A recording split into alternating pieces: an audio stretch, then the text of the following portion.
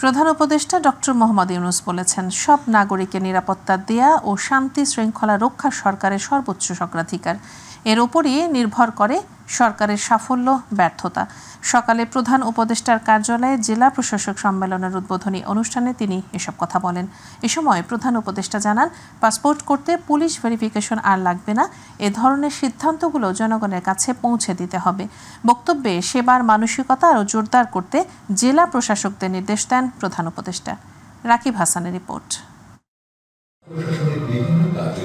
3 দিনব্যাপী জেলা প্রশাসক সম্মেলনের উদ্বোধন করেছেন অন্তর্বর্তী সরকারের প্রধান উপদেষ্টা ডক্টর মোহাম্মদ ইউনূস। সকালে প্রধান উপদেষ্টার কার্যালয়ের শাপলা হলে সম্মেলনের উদ্বোধন করেন তিনি। উদ্বোধনী অনুষ্ঠানে অন্যের রক্তচক্ষুকে উপেক্ষা করে নিজ বিবেচনায় কাজ করতে জেলা প্রশাসকদের প্রতি আহ্বান জানান প্রধান উপদেষ্টা। এখানে কারো রক্তচক্ষুর কারণে, কারো ধমকের কারণে কোনো কাজ করার প্রয়োজন নাই। অন্তত এই সময়টুকুতে আমি নিজের মতো করে যেটা আইন, যেটা করার দরকার, দেশের জন্য যেটা করার দরকার সেটা আমি করব। সেই কাজে আমি ব্যস্ত থাকবো যাতে আমি করতে পারি। শিক্ষার ব্যাপারে বহু স্তর আছে, আমি ওর মধ্যে যাব না। শুধু তোমাদের কাছে এটুকু বলা, প্রাথমিক শিক্ষা একটু গিয়ে দেখা কি করা যায়, এটাকে একটু নজর দিলেই সবকিছু ঠিক আছে। আইনের কোনো অসুবিধা নেই, কেউ বলবে না যে না এটা করা যাবে না, করা অবশ্যই যাবে। আইন শৃঙ্খলা পরিস্থিতির নিয়ন্ত্রণের উপরই সরকারের সফলতা ব্যর্থতা নির্ভর করছে মন্তব্য করে বর্তমান পরিস্থিতিতে শান্তি শৃঙ্খলা বজায় রাখাই সরকারের গুরুদায়িত্ব বলে জানান সরকার প্রধান। এটা ল অ্যান্ড অর্ডার, একটা শান্তি শৃঙ্খলা বজায় একটা মস্ত বড় ইস্যু হয়ে গেল। এটাতে আমরা কি পরিমাণ অগ্রসর হলাম, কি করণীয় আমাদের, এটা একটা 1 নম্বর বিবেচ্য বিষয় আমাদের ল অ্যান্ড অর্ডার। এটা যাতে আমরা বিফল না হই, কারণ এটাতেই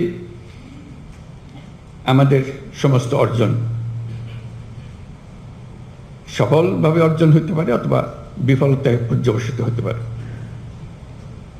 সেটা কি কোঅর্ডিনেশন হলে, কিভাবে হলে, এটা নিয়ে এই সম্মেলনে আলোচনা হোক। ফিরে যাওয়ার পরে যেন এটা আর বোঝাবুঝির মধ্যে কোনো গলদ না থাকে। পাসপোর্ট প্রতিটি নাগরিকের অধিকার উল্লেখ করে হয়রানি বন্ধে এখন থেকে পাসপোর্ট করতে পুলিশ ভেরিফিকেশন লাগবে না বলেও জানান প্রধান উপদেষ্টা। পাসপোর্ট করতে হলে পুলিশ ভেরিফিকেশন লাগে। আমি জিজ্ঞেস করতে আরম্ভ করলাম, অনেকেও হয়তো আগেও করেছে, কারণটা কি? পাসপোর্ট তো আমার নাগরিক অধিকারের একটা অধিকার। আমি চোর না ডাকাত না কি, সেটা ভিন্নভাবে পুলিশ আমার বিচার করবে। কিন্তু আমাকে যে জন্ম সনদ দিয়েছেন সেটাও কোনো পুলিশ ভেরিফিকেশন দিয়ে করেননি। আমাকে এনআইডি দিয়েছেন, সেটাও কোনো পুলিশ ভেরিফিকেশনের জন্য অপেক্ষা করতে হয় না। নাগরিক হিসাবে পেয়েছি, এই দেশের নাগরিক। পাসপোর্টও এই দেশের নাগরিকের একটা পরিচয়পত্র, এখানে পুলিশ ভেরিফিকেশন কোনো লাগবে। আমরা আইন করে দিয়েছি যে এখন থেকে পুলিশ ভেরিফিকেশন লাগবে না। এবারে ডিসি সম্মেলনে সারা দেশ থেকে 353টি প্রস্তাব ওঠার কথা রয়েছে, যার মধ্যে দেশের আইন শৃঙ্খলা পরিস্থিতির উন্নয়ন সর্বোচ্চ গুরুত্ব পাবে বলে ধারণা করা হচ্ছে। রাকিব হাসান, মাইটিভি, ঢাকা। বিএনপির ভারপ্রাপ্ত চেয়ারম্যান তারেক রহমান বলেছেন, দলের প্রতিটি নেতাকর্মীর কাছে সবচেয়ে বেশি অগ্রাধিকার হচ্ছে বাংলাদেশ ও দেশের মানুষ। দলের মতো দেশকেও পুনর্গঠন করতে হবে। দেশকে 31 দফার ভিত্তিতে গড়ে তুলতে মানুষের মতামতকে অগ্রাধিকার দিতে হবে বলেও মন্তব্য করেন তিনি। নড়াইল জেলা বিএনপি সম্মেলন উপলক্ষে লন্ডন থেকে অনলাইনে যুক্ত হয়ে তিনি এসব কথা বলেন। ইউসুফ আলী রিপোর্ট। জেলা বিএনপির দ্বিবার্ষিক সম্মেলন উপলক্ষে নড়াইল সরকারি উচ্চ বালক বিদ্যালয় মাঠে এ সভার আয়োজন। যুক্তরাজ্য থেকে ভার্চুয়ালি যুক্ত হয়ে বিএনপির ভারপ্রাপ্ত চেয়ারম্যান তারেক রহমান বলেন, আওয়ামী লীগের একদলীয় শাসনের অবসান ঘটিয়ে বিএনপির প্রতিষ্ঠাতা জিয়াউর রহমান বহুদলীয় গণতন্ত্র প্রতিষ্ঠা করেছেন। তাই গণতন্ত্র রক্ষায় প্রতিটি নেতাকর্মীকে ভ্যানগার্ড হিসেবে কাজ করতে হবে। দেশকে ধ্বংস করে ফেলা হয়েছিল বিগত 15 বছর। এখন সময় এসেছে দেশকে গড়ে তোলার। আমরা দেশের মানুষের সামনে 1 মাস 2 মাস বা 3 মাস আগেও নয়, আমরা আজ থেকে 2.5 বছর আগে প্রায় বাংলাদেশের মানুষের সামনে আমরা উপস্থাপন করেছি আমাদের 31 দফা দাবি। আজকের এই সম্মেলনের মাধ্যমে আমরা যেরকম দলকে আবার পুনর্গঠিত করার নতুন উদ্যোগ নিয়েছি, ঠিক একইভাবে দেশকেও আমাদেরকে পুনর্গঠন করতে হবে। এই রাষ্ট্র কাঠামোকে আমাদের মেরামত করতে হবে। তিনি বলেন, মানুষের সকল অধিকার প্রতিষ্ঠা করতে ভবিষ্যতে জনগণের মতামতের ভিত্তিতে নেতৃত্ব বাছাই করতে হবে। গণতান্ত্রিক প্রক্রিয়ার মাধ্যমে বাংলাদেশের মানুষ তাদের ভবিষ্যৎ নেতৃত্বকে, কারা এই দেশের নেতৃত্ব দিবে, কারা বাংলাদেশের মানুষের রাজনৈতিক অধিকারকে প্রতিষ্ঠিত করবে, সেই নেতৃত্বকে বাছাই করার সময় এসেছে। এবং সেটি কি, কোন প্রক্রিয়া?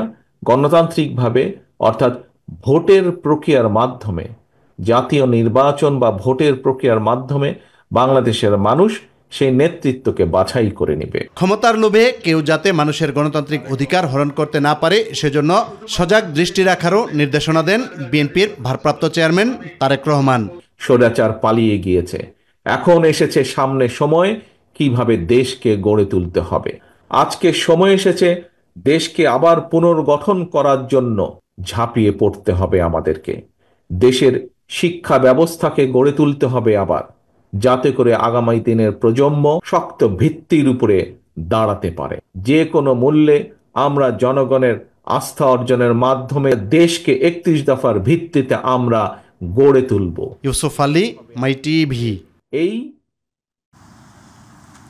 বিএনপি মহাসচিব মির্জা ফখরুল ইসলাম আলমগীর বলেছেন, গণতন্ত্রের কোনো বিকল্প নেই। নির্বাচন হলো একমাত্র পথ যার মাধ্যমে গণতন্ত্র ফিরে পাওয়া সম্ভব। বিকেলে ঠাকুরগাঁওয়ে জেলা বিএনপির আয়োজনে জেলা স্কুল বড় মাঠে জিয়া স্মৃতি ফুটবল টুর্নামেন্টের উদ্বোধন শেষে তিনি একথা বলেন। তিনি আরও বলেন, প্রায় 15 বছর একটা পাথর তাদের বুকের ওপর চেপেছিল। সেই পাথর সমস্ত প্রতিষ্ঠানগুলোকে দানবের মতো ধ্বংস করে দিয়েছিল। ভূমিকম্প হয়ে তরুণ ছাত্র জনতা অভ্যুত্থানের মধ্য দিয়ে নতুন বাংলাদেশ নির্মাণ করার সুযোগ করে দিয়েছে।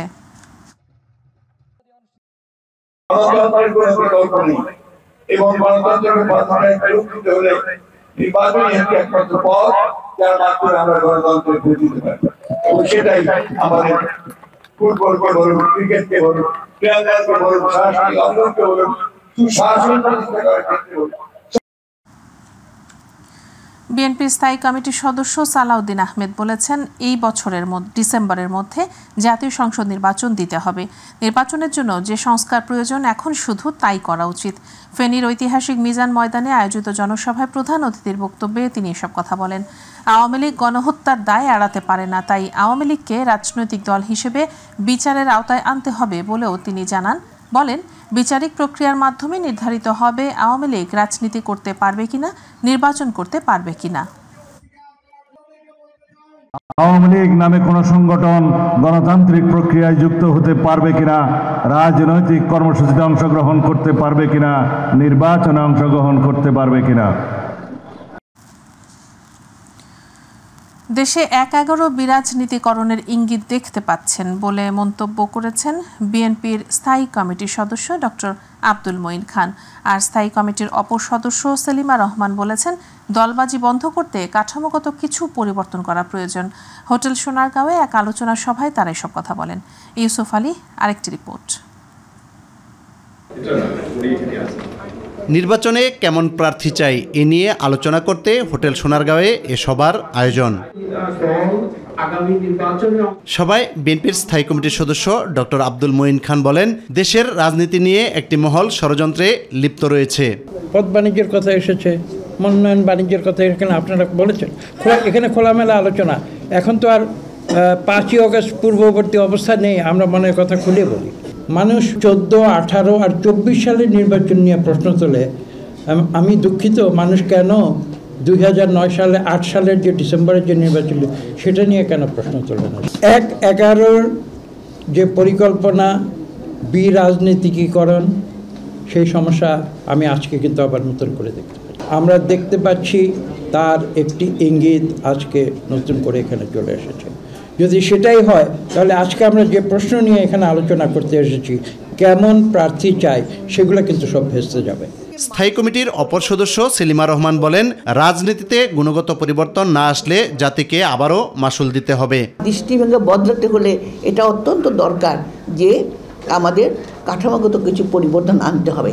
দলবাজি করে কতগুলো নেতা সঙ্গে নিয়ে আমি রাজপথে হাঁটলাম কিংবা বিরাট গাড়ি নিয়ে আমি চললাম, সেটা কোনো নেতৃত্ব নয়। প্রার্থী হতে হবে একজন সৎ, আদর্শ ভিত্তিক, ন্যায়, যিনি দুর্নীতি করবে না। কারণ দুর্নীতি বাংলাদেশকে আজকে কোথায় নিয়ে গেছে সেটা আমরা সবাই বুকের রক্ত দিয়ে আমরা এটা উপলব্ধি করছি। ছাত্র জনতা তাদের বুকের রক্ত দিয়েছে। এদিকে নারায়ণগঞ্জ জেলার নবগঠিত কমিটির নেতাকর্মীদের সাথে নিয়ে বিএনপির প্রতিষ্ঠাতা ও সাবেক রাষ্ট্রপতি জিয়াউর রহমানের সমাধিতে ফুল দিয়ে শ্রদ্ধা নিবেদনের পর দলের সিনিয়র যুগ্ম মহাসচিব রুহুল কবির রিজভী আহমেদ বলেন, দেশে কোনো সংঘাতপূর্ণ পরিস্থিতি তৈরি হোক এমনটি দেখতে চান না। আমরা যদি প্রথমেই স্থানীয় সরকার নির্বাচন চাই তাহলে বুঝতে হবে আমরা কোনো পলিটিক্যাল ডেভেলপমেন্ট, আমরা কোনো শক্তিশালী গণতন্ত্র চাচ্ছি না, আমরা একটা অনিশ্চয়তার দিকে চাচ্ছি। অন্য কোনো দুর্বসন্তি এর মধ্যে থাকতে পারে। ইউসুফ আলী, মাই টিভি, ঢাকা। সুষ্ঠু নির্বাচনের ক্ষেত্রে জেলা প্রশাসকরা সরকারের সবচেয়ে শক্তিশালী হাতিয়ার হতে পারে বলে জানিয়েছেন শিক্ষা ও পরিকল্পনা উপদেষ্টা ওয়াহিদ উদ্দিন মাহমুদ। ডিসিদের নিজ নিজ শহরে কিছু নিদর্শন রেখে যাওয়ার পরামর্শ দিয়েছেন তিনি। ডিসি সম্মেলনের প্রথম দিনে এসব কথা জানান পরিকল্পনা উপদেষ্টা। এ সময় স্বাস্থ্য উপদেষ্টা নূরজাহান বেগম জানান, স্বাস্থ্য খাতে সমস্যা সমাধানে কাজ করছে সরকার। এস এম আরিফ জানাচ্ছেন বিস্তারিত। রাজধানীর ওসমানী স্মৃতি মিলনায়তনে জেলা প্রশাসক সম্মেলনের প্রথম দিনে শিক্ষা ও পরিকল্পনা মন্ত্রণালয়ের কার্য অধিবেশন শেষে সাংবাদিকদের সাথে কথা বলেন উপদেষ্টা ওয়াহিদ উদ্দিন মাহমুদ। তাদের কাছ থেকে আমরা শুনেছি, আমরাও কিছু পরামর্শ দিয়েছি।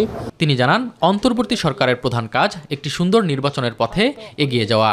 একটা নির্বাচন আসছে এবং সেই নির্বাচনকে কি করে সুষ্ঠু করা যায়।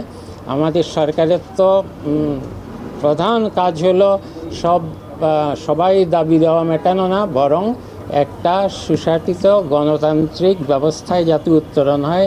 সেই ক্ষেত্রে তারা কিন্তু আমাদের সবচেয়ে বেশি শক্তিশালী হাতিয়ার হতে পারেন একটা সুষ্ঠু নির্বাচন যাতে হয়। নিজ নিজ শহরে জেলা প্রশাসকদের কিছু নিদর্শন রেখে যাওয়ার পরামর্শ দেন শিক্ষা ও পরিকল্পনা উপদেষ্টা।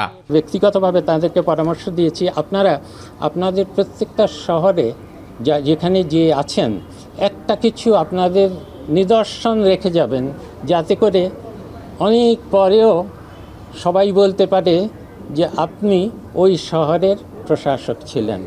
আর অন্তর্বর্তীকালীন সরকারের যারা আছেন তাদের নামে কিছু কিন্তু হবে না কোথাও। এদিকে স্বাস্থ্য ও পরিবার কল্যাণ মন্ত্রণালয়ের কার্য অধিবেশন শেষে উপদেষ্টা নূরজাহান বেগম জানান, লোকবল সংকট সহ নানামুখী সমস্যায় জড়িত স্বাস্থ্য খাত। সমস্যাগুলিকে আমরা জানি, এই সমস্যাগুলোকে আমরা চেষ্টাও করছি কিছু কিছু অ্যাড্রেস করার জন্য। তার মধ্যে সবচেয়ে যেটা আমাদের কাছে বেশি ইম্পর্টেন্ট মনে হয়েছে যে আমাদের প্রিভেন্টিভ কিছু আমাদের করা উচিত। এস এম আরিফ, মাই টিভি, ঢাকা। দেশে আর কোনো ফ্যাসিবাদী সাংবাদিকতার সুযোগ নেই বলে জানিয়েছেন প্রধান উপদেষ্টা প্রেস সচিব মোহাম্মদ শফিকুল আলম। এছাড়াও দেশ ও জাতির বৃহত্তর কল্যাণের স্বার্থে অতীতের মতো আর কোনো ফ্যাসিস্ট গণমাধ্যম পরিচালনা না করার আহ্বান জানান তিনি। সকালে জাতীয় প্রেস ক্লাবে এক আলোচনা সভায় যোগ দিয়ে তিনি এ আহ্বান জানান। আবু সাইদ রিপোর্ট। গণমাধ্যমের ফ্যাসিবাদী সকালে জাতীয় প্রেস ক্লাবে গণমাধ্যমে ফ্যাসিবাদী বয়ান ফিরে দেখা ১ থেকে ৩৬ জুলাই শীর্ষক আলোচনা সভার আয়োজন করা হয়, যার মূল স্লোগান ছিল ফ্যাসিবাদ মুক্ত গণমাধ্যম চাই। অনুষ্ঠানে প্রধান অতিথির বক্তব্যে শফিকুল আলম বলেন, গণমাধ্যম হবে ফ্যাসিবাদ মুক্ত। রাষ্ট্রের এই চতুর্থ স্তম্ভ নিয়ে অতীতের মতো আর কোনো হস্তক্ষেপের সুযোগ নেই। শাপলা চত্বর সহ সব ঘটনার বিচার হবে। এমন একটা বাংলাদেশ যেখানে ফ্যাসিবাদের বয়ান কেউ তৈরি করবে না, যে তার অন্ধ হয়ে তার পার্টিকে ফলো করবে না, তার লিডার কিলিং করছে অথচ আপনি তাকে সাপোর্ট দিচ্ছেন। এই ধরনের জন্য পলিটিক্যাল সেটআপ যেন বাংলাদেশে না থাকে। কোনো সংবাদকর্মীকে হুটহাট করে ছাঁটাই, বেতন না দিয়ে চাকরিচ্যুত করা, প্রভাব খাটিয়ে বেতন না দিয়ে চাকরিতে বহাল রাখা, বিধি অনুযায়ী নিয়োগপত্র প্রদান না করা এবং ফ্যাসিবাদ বয়ানে সংবাদ পরিবেশনে নিয়ন্ত্রণ করার অপসাংবাদিকতা রোধ সহ ফ্যাসিবাদী সমর্থনকারী মালিক পক্ষের বিরুদ্ধে কঠোর ব্যবস্থা নেওয়া হবে বলে জানান প্রধান উপদেষ্টার প্রেস সচিব। এমন একটা জার্নালিজম করতে চাই যে জার্নালিজম শেখ হাসিনার 15 বছরের জার্নালিজমের থেকে অনেক অনেক দূরে। এমন একটা ইন্ডিপেন্ডেন্ট জার্নালিজম সে প্রত্যেকটা গভর্নমেন্টকেই যেন কাঠগড়ায় দাঁড় করায়। সেটা আজকে ইন্টারিম গভর্নমেন্ট হোক বা পরবর্তীতে পলিটিক্যাল গভর্নমেন্ট হোক। জুলাই গণঅভ্যুত্থান নিয়েও কিছু গণমাধ্যমের ভূমিকা নিয়ে প্রশ্ন তোলেন শফিকুল আলম। প্রধান উপদেষ্টার প্রেস সচিব আরও বলেন, সব রাজনৈতিক দলকে নিয়ে দেশকে এগিয়ে নিতে হবে, আর বাংলাদেশ হবে বাক স্বাধীনতার দেশ। বাংলাদেশের সাংবাদিকতার খুবই একটা ইম্পর্টেন্ট সময় যাচ্ছে। আমরা বাংলাদেশকে নতুনভাবে গড়তে চাই। সেটার জন্য আমরা যে এই ইন্টারিম গভর্নমেন্টের দ্বিতীয় অধ্যায় গতকাল শুরু হয়েছে কনসেনসাস কমিশনের মাধ্যমে, আমরা চাচ্ছি পুরো বাংলাদেশের সমস্ত পলিটিক্যাল পার্টি এখানে কন্ট্রিবিউট করুক, বাংলাদেশের সিভিল সোসাইটি এখানে কন্ট্রিবিউট করুক। আবু সাইদ অপু, মাই টিভি, ঢাকা। বিভিন্ন রাজনৈতিক দলের বহু নেতা রয়েছে যাদের বিগত 16 বছর জনগণ খুঁজেও পায়নি। তারা এখন নতুন করে নতুন রূপে এ বাংলাদেশে এসেছেন বলে মন্তব্য করেছেন জাতীয় নাগরিক কমিটির মুখ্য সংগঠক সার্জিস আলম। বিকেলে নারায়ণগঞ্জে নাগরিক কমিটি ও বৈষম্য বিরোধী ছাত্র আন্দোলনের সেমিনারে তিনি এসব কথা বলেন। শিক্ষার্থীদের রাজনৈতিক দল ফেব্রুয়ারি মাসে আসছে জানিয়ে তিনি বলেন, বিগত 16 বছরে যে চর্চা ছিল তা থেকে বেরিয়ে আসতে হবে। অভ্যুত্থানে যারা নেতৃত্ব দিয়েছিল তারাই নতুন রাজনৈতিক দলে নেতৃত্ব দেবে বলেও জানান সার্জিস আলম। শুধু ছাত্রদের নিয়ে রাজনৈতিক দল হচ্ছে না, বাংলাদেশে একটি নতুন রাজনৈতিক দল হচ্ছে ফ্যাসিস্ট বিরোধী। যে কোনো দলের, যে কোনো মতের, যে কোনো ধর্মের, বয়সের, শ্রেণীর মানুষের জন্য এই দল সবসময় উন্মুক্ত থাকবে। বান্দরবানের লামা উপজেলায় 22 জন রাবার শ্রমিককে অপহরণ করেছে পাহাড়ি সন্ত্রাসীরা। লামা উপজেলার ফাঁসিয়াখালী ইউপির 1 নম্বর ওয়ার্ড গোয়ালমারা রাবার বাগান থেকে তাদের অপহরণের এই ঘটনা ঘটে।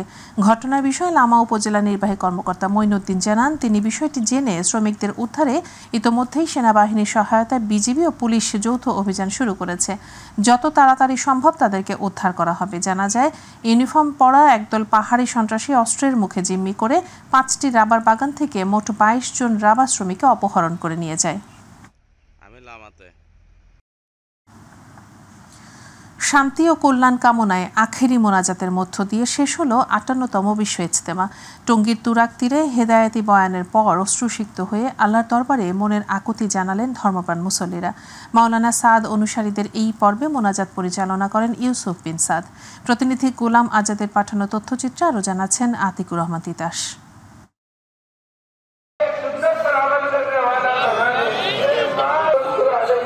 ইজতেমা ময়দানের আকাশ বাতাস মুখরিত হয়ে ওঠে আমিন আমিন ধ্বনিতে। মানুষের কান্নার সুরে প্রকম্পিত তুরাগ তীর। নানা বয়সী ও পেশার মুসল্লিরা মোনাজাতে অংশ নিয়ে আল্লাহর দরবারে জানিয়েছেন মনের আকুতি।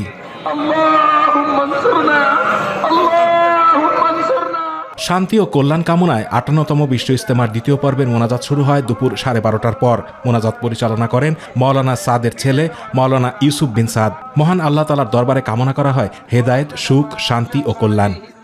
সৃষ্টিকর্তা যেন আমাদের যদি হায়াতের জিন্দেগি ওটা শেষ মনে হয়ে থাকে, তাহলে আল্লাহ যেন আমাদেরকে এই উসিলায় শেষ মোনাজাত হিসাবে আমাদের দোয়াকে কবুল আর মঞ্জুর করে নেই। এর আগে ফজরের নামাজের পর থেকেই চলে বয়ান। বিদেশি মেহমান ও আগত মুসল্লিদের সেই বয়ান তর্জমা করে শোনানো হয়। খিত্তায় খিত্তায় চলে ঈমান আকিদার তালিম। ইজতেমা শেষে 7 থেকে 10 দিনের চিল্লায় যান তালিমের সাথীরা। সে সময় কিভাবে দিনের দাওয়াত দিতে হবে শেষ মুহূর্তে সেই শিক্ষাও দেয়া হয়। কিভাবে আমরা আমাদের মধ্যে দিন আনতে পারবো এবং কিভাবে আমরা জাতি মুসলমান জাতির জন্য আমরা এক হয়ে আবারও ইজতেমা একসঙ্গে করতে পারি, এই আহ্বান রাখছি। তাবলিগ জামায়াতের বিভাজনের প্রভাব পড়েছে ইজতেমায়ও। 2 গ্রুপের আয়োজন করায় 3 পর্বে। তবে সাধারণ মুসল্লিরা বিভাজনের পক্ষে নন। শান্তির ধর্ম ইসলামের অনুশাসন মানতে সবাইকে ঐক্যবদ্ধ থাকার আহ্বান জানান তারা। যাতে আল্লাহর রাস্তায় চলতে পারি, এটা আল্লাহর কাছে দোয়া চাই। এইখান থেকে যারা আসছে আল্লাহর রাস্তায়, এইখান থেকে সারা দুনিয়াতে ছড়ায় ছিটা পড়তে পারে এবং সারা দুনিয়ার মানুষ কিভাবে হেদায়েত পাইতে পারে, এটাই আমাদের মূল লক্ষ্য। তৃতীয় পর্বেও দূর দূরান্ত থেকে তুরাগ তীরে হাজির হন মুসল্লিরা। আর ইজতেমায় যোগ দেন 49টি দেশের প্রায় 1,500 বিদেশি মুসল্লি। তবে ভিড় ছিল তুলনামূলক কম। তো আল্লাহর কাছে চাইলাম যে আমরা পিছনে যত গুনাহগাতা করছি আল্লাহর কাছে মাফ চাইলাম, পানা চাইলাম এবং ভবিষ্যতে যাতে আমরা নেকামল করতে পারি, বেশি বেশি দিনের কাজ করতে পারি। এদিকে আখারি মোনাজাত নির্বিঘ্ন করতে বাড়তি নজরদারি ছিল গাজীপুর মেট্রোপলিটন পুলিশের। মুসল্লিদের যাতায়াত সুবিধার জন্য 8টি বিশেষ ট্রেন চালু করে রেলওয়ে বিভাগ। আতিকুর রহমান তিতাস, মাই টিভি। চট্টগ্রামের সাবেক সংসদ সদস্য ABM ফজলে করিম চৌধুরীকে শহীদ ওয়াসিম ও শহীদ ফয়সাল হত্যা মামলায় গ্রেপ্তার দেখিয়ে কারাগারে পাঠিয়েছেন আন্তর্জাতিক অপরাধ ট্রাইব্যুনাল। তার বিরুদ্ধে জুলাই আন্দোলনে হত্যার নির্দেশ সহ আরও বেশ কয়েকটি অভিযোগ রয়েছে। সকালে তাকে ট্রাইব্যুনালে হাজির করা হয়। গত 5 ফেব্রুয়ারি বিচারপতি গোলাম মর্তুজা চৌধুরী নেতৃত্বাধীন ট্রাইব্যুনাল ফজলে করিমকে ট্রাইব্যুনালে হাজিরের আদেশ দেন। গত 12 সেপ্টেম্বর সকালে ব্রাহ্মণবাড়িয়ার আখাউড়া সীমান্ত এলাকা থেকে ABM ফজলে করিম চৌধুরীকে আটক করে বিজিবি। পরে তাকে চট্টগ্রামে নেওয়া হয়। এবার মাই টিভি বিশেষ।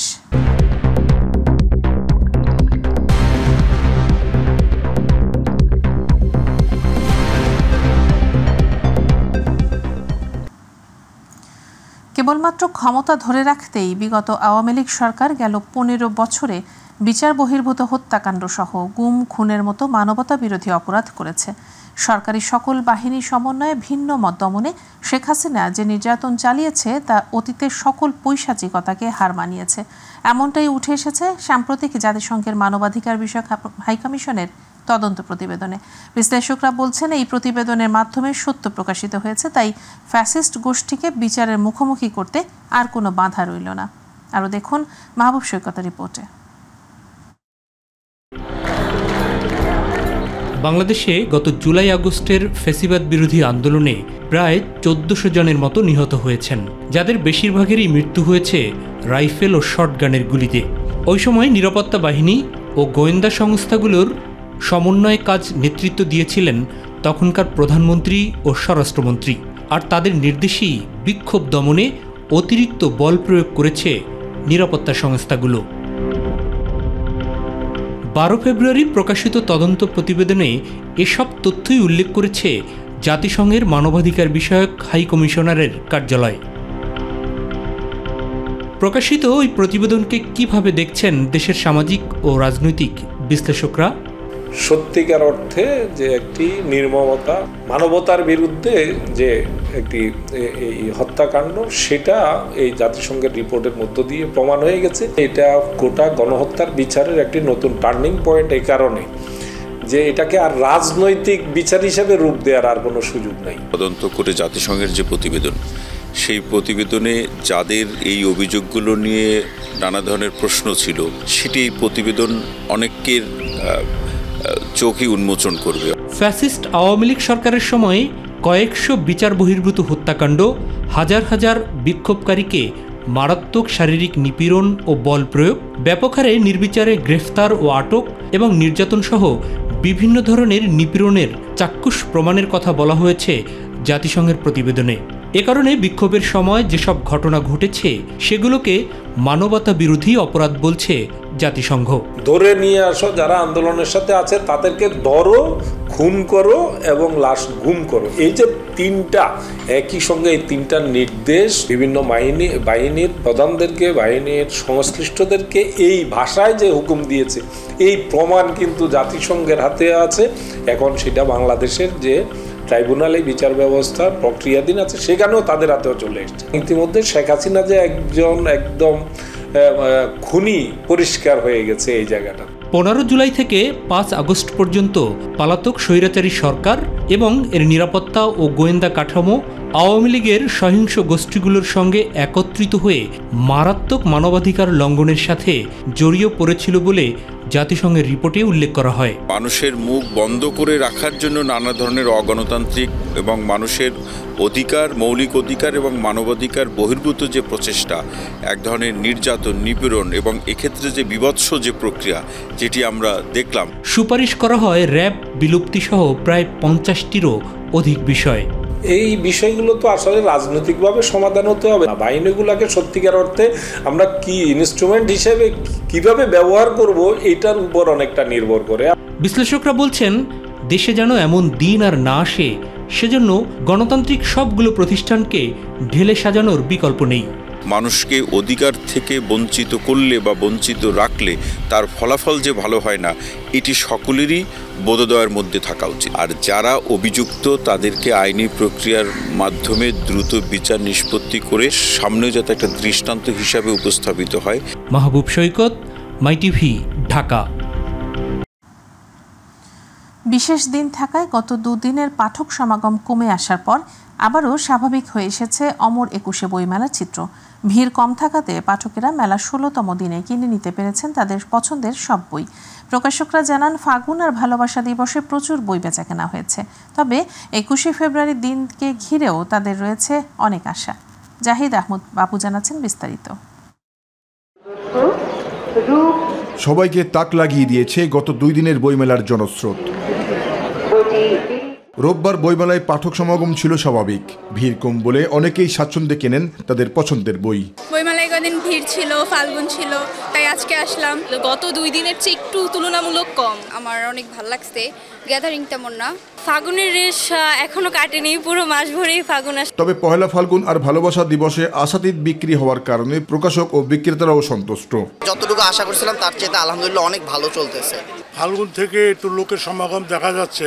মহান 21শে ফেব্রুয়ারি দিনটিকে সামনে রেখে বই বেচাকেনা ভালো যাবে বলেও মনে করছেন স্টল মালিকরা। লেখক পাঠকের সমাগম এই মেলা মানুষ আসবে, মেলাকে প্রাঞ্জল করবে, ধারণ করবে। সকলকে মেলায় আসার জন্য উদাত্ত আহ্বান। জাহিদ আহমেদ বাবু, মাই টিভি, ঢাকা।